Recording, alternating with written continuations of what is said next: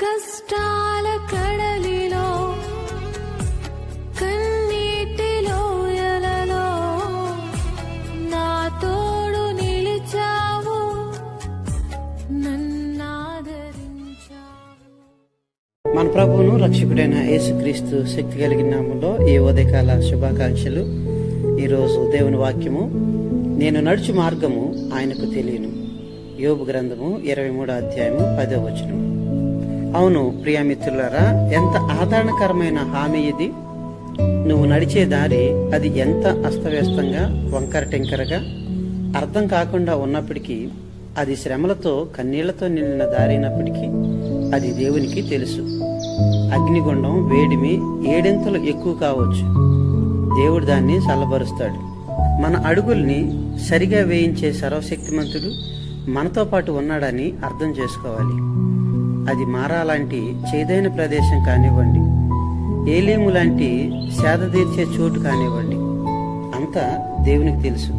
మోషే నాయకత్వాన జరిగిన కానాను యాత్రలో ఐగుప్తు సైన్యాలకి చీకటిని, ఇశ్రాయేలు వాళ్ళకి వెలుగును ఇచ్చే అగ్నిస్తంభం, మేఘస్తంభం ఉన్నాయి.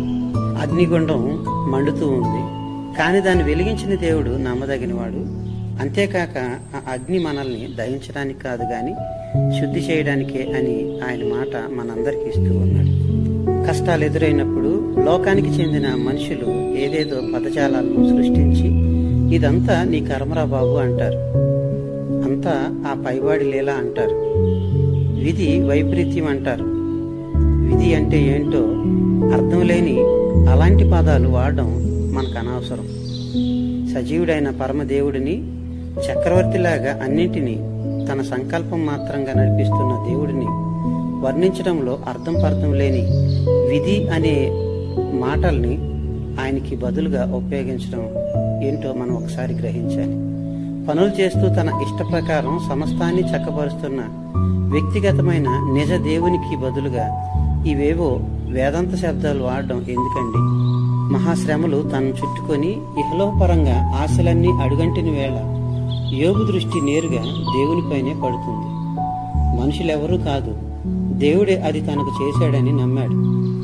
ఇలాంటి దృష్టి మనము కలిగి ఉంటే మనకి వచ్చిన శ్రమ ఎంత వేధిస్తున్నా అది మనల్ని బాధించలేదు. యోబుకి శాబాయిల కత్తుల వెనక దేవుని హస్తమే కనపడింది. ఆకాశం నుండి పడిన పిడుగు వెనక, తన కుమారులు ఇంటిని చుట్టుముట్టిన నాశనం చేసిన సుడిగాలి వెనక, సమస్తము పోయి నిశ్శబ్దం తప్ప ఏమి మిగలని తన జీవితం వెనక దేవుని హస్తాన్ని చూశాడు. యెహోవా ఇచ్చెను, యెహోవా తీసుకుని పోయెను, యెహోవా నామమునకు స్తుతి కలుగును గాక అని దేవుని స్మరిస్తూ ఉన్నాడు. అన్నింటిలోనూ దేవుని స్తుతిస్తూ ఉన్న యోబులో విశ్వాసం పరిపక్వమైంది. ఊజు దేశపు సంపన్నుడు తన బూడిదలో కూర్చొని ఉండి కూడా అనగలుగుతున్నాడు, ఆయన నన్ను సంహరించిన నేను ఆయనలో నమ్మకం ఉంచుతున్నాను, నేను నడుచు మార్గము ఆయనకి తెలియను అని చెప్పుకుంటూ ముందుకు సాగుతున్నాడు. ఎంత విశ్వాసం అండి!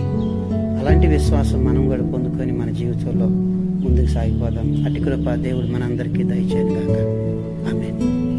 తల ఉంచినట్లయితే ప్రార్థన చేసుకుందాం. కృపగల తండ్రి యేసయ్య, మీకు వందనాలు. మరొక నూతన దినాన్ని తండ్రి మా జీవితంలో ప్రవేశింపజేసి మీ కృపా వరాలతో మమ్మల్ని నింపుతున్నందుకే మీకు వందనాలు, మీ స్తుతులు చెల్లిస్తూ ఉన్నాం. నేను నడిచి మార్గం ఆయనకు తెలియనని ప్రభువా యోబు భక్తుడు తెలియపరుస్తూ ఉన్నాడు. తండ్రి, మేము నడిచే మార్గం మీకు తెలుసని మేము ఎరుగుతూ ఉన్నాం. తండ్రి, మమ్మల్ని ప్రభా ఆధ్యాత్మిక స్థితిలో మీ యొక్క సన్నిధానంలో తండ్రి, ఆ పరలోక యాత్రలో తండ్రి మేమందరం ప్రభా ముందుకు సాగిపోగలిగే భాగ్యాన్ని దయచేయమని మిమ్మల్ని వేడుకుంటున్నాం. మీ నెమ్మది, సమాధానం, సంతోషం, సమృద్ధి, ఆనందాన్ని ప్రభు మాకు దయచేయండి. మాకున్న అడ్డంకులు, శోధన, బాధల నుంచి, అపజయాల నుంచి, అనారోగ్యాల నుంచి మమ్మల్ని దూరపరిచి మీ యొక్క నెమ్మదిని ప్రభువా, ఆరోగ్యాన్ని, బలాన్ని, శక్తిని మాకు ప్రసాదించమని మిమ్మల్ని వేడుకుంటున్నాం.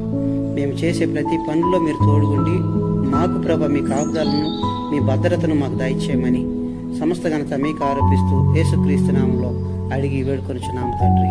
ఆమేన్. ప్రభు మనందరినీ బాగా దీవించును గాక. మీ గాడ్ బ్లెస్ యు ఆల్.